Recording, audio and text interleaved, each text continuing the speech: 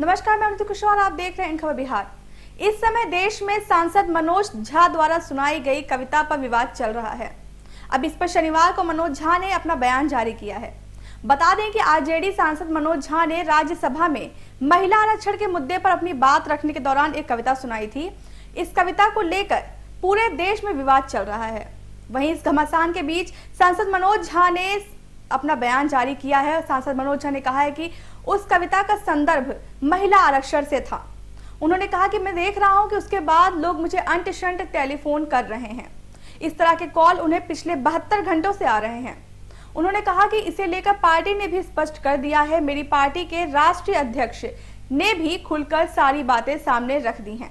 अब इसके बाद भी अगर यह विवाद बढ़ता है तो इसके पीछे कुछ ऐसे तत्व हैं जिनको दलित समाज की चिंता से कोई फर्क नहीं पड़ता है। सांसद मनोज झा ने कहा कि वह कविता ओम प्रकाश वाल्मीकि द्वारा लिखी गई थी। वह एक दलित बहुजन चिंतक थे।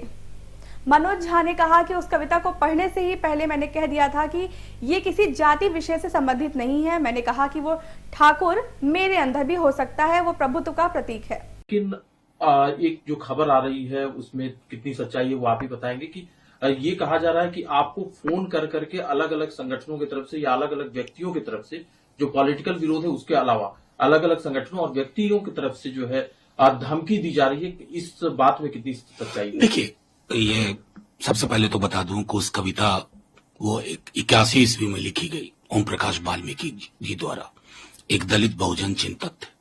मैंने उस कविता को पढ़ने से पूर्व ही कहा कि इसका किसी जाति विशेष से नहीं है। मैंने कहा वो ठाकुर मेरे अंदर भी हो सकता है, वो प्रभुत्व का प्रतीक है, वो किसी भी जाति धर्म में हो सकता है। उसके बाद मैंने वो कविता पढ़ी और संदर्भ था महिला आरक्षण बिल में पिछड़ों की इंक्लूजन का।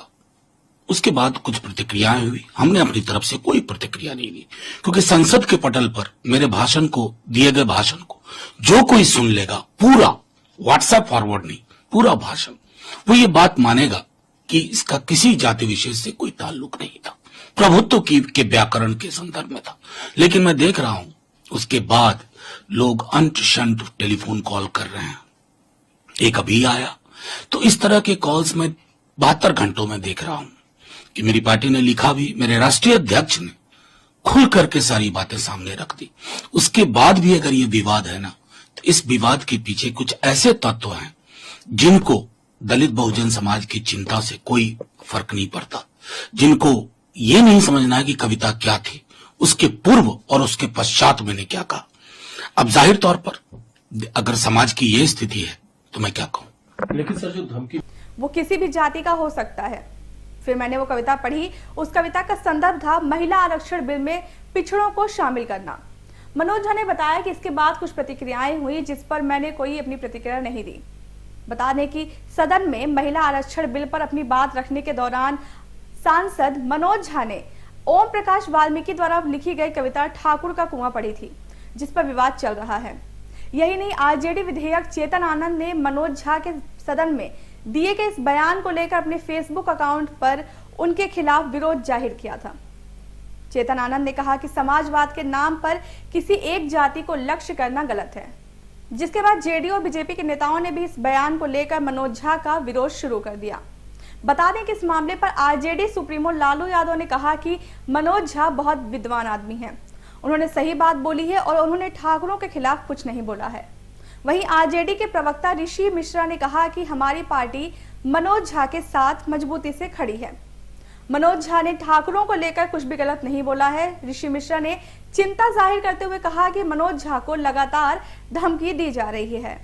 इसी बात को ध्यान में रखते हुए आरजेडी ने मनोज झा को वायु श्रेणी की सुरक्षा देने की मांग की है। बता दें कि आरजेडी के प्रवक्ता ऋषि मिश्रा ने केंद्रीय गृह मंत्री अमित शाह को इस बारे में पत्र लिखा है। आरजेडी के अनुसार बताया जा रहा है कि इस मामले को लेकर कई पार्टियों के नेता अब तक धमकी दे चुके हैं। वहीं ठाकुर का कुआं पर आरजेडी में बवाल के बाद कई बड़े नेता मनोज झा के समर्थन में आए हैं। इनमें जेडीयू के अध्यक्ष ललन सिंह, आप सांसद संजय सिंह और जाप प्रमुख पप्पू यादव भी शामिल हैं। आगे भी तमाम खबर के लिए बने रहे हमारे साथ सिर्फ इन खबर बिहार पर।